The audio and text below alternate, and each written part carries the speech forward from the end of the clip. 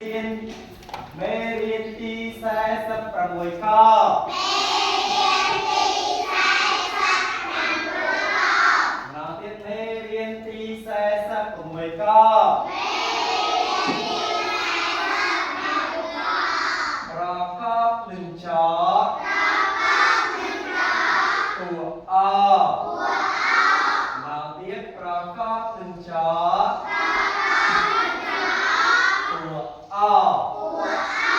người to đừng chó tỏi với hò ua mùi chó ui mới biết xây tiết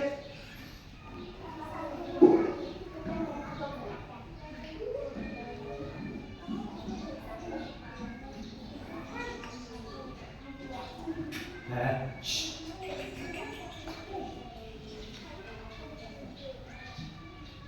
Mana sai ke? Sai ke? Sifa David ni sai ke? Apa kru? Cho. Xong kia David. Coba. Ada sai ke? Pi ke sai ke? Cho tepi. Coba ni. Coba buku kau besar. Cho đừng chó chòi cái này cho đừng chó chòi còn tiếp cho đừng chó chòi nè ui là ổn ui trong phương nó đặt tay nó nên nó chỉ ngọc con chuồng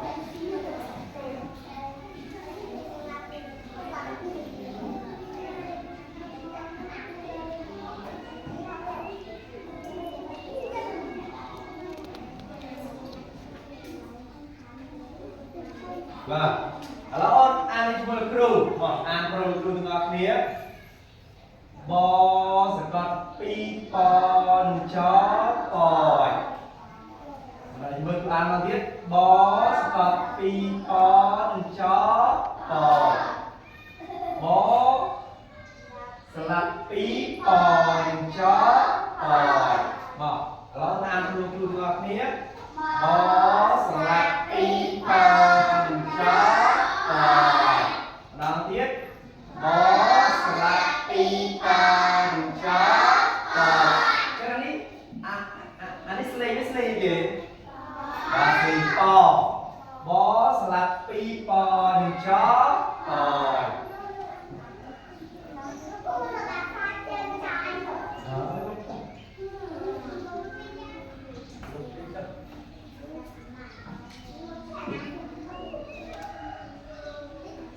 Ini sai ke? Đó. Mà, có con kia. Bạch lan lên.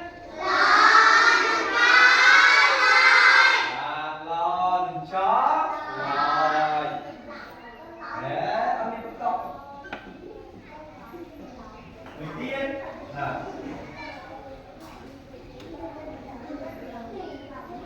Nè, đây là nhất.